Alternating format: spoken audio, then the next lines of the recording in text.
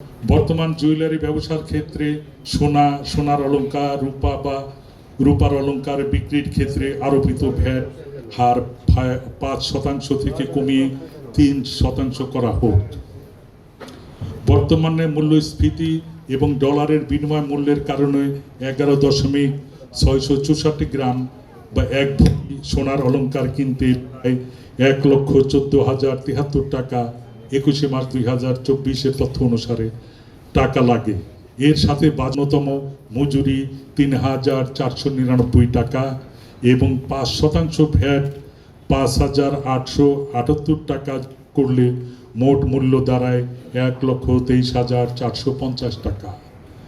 বাংলাদেশে প্রতি ভ্যাট দিতে হয় 5,878 টাকা।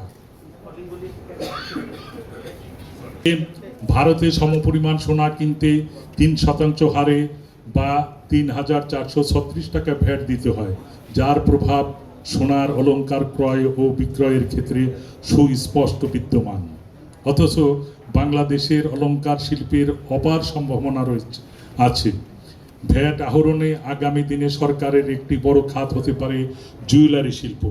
এক্ষেত্রে ক্রেতাদের কাছে সহনীয় আকারের ভ্যাট মনে করে সোনার অলংকার বিক্রয়ের ক্ষেত্রে ভ্যাট হার 5% পরিবর্তে 3% নামিয়ে আনা দরকার।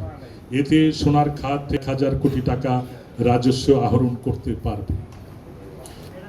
ভ্যাট নির্ধারণের ক্ষেত্রে মনে রাখতে হবে আমাদের ক্রেতাদের যেন বিদেশ ভ্রমণে গিয়ে অলংকার ক্রয়ে নিরুৎসাহিত হয়। এখানে উল্লেখ্য, বিভিন্ন সময়ে উচ্চবিত্তদের একটা বড় অংশই বিদেশ গিয়ে অলংকার ক্রয় করে থাকেন। এতে একদিকে যেমন দেশের অর্থ বিদেশে চলে যায়, অন্যদিকে সরকার প্রত্যাশিত রাজস্ব থেকে বঞ্চিত হচ্ছে। ইএফটি মেশিন যত দ্রুত সম্ভব নিবন্ধনকৃত সকল জুয়েলারি ব্যবসা প্রতিষ্ঠানে বিতরণ করতে হবে।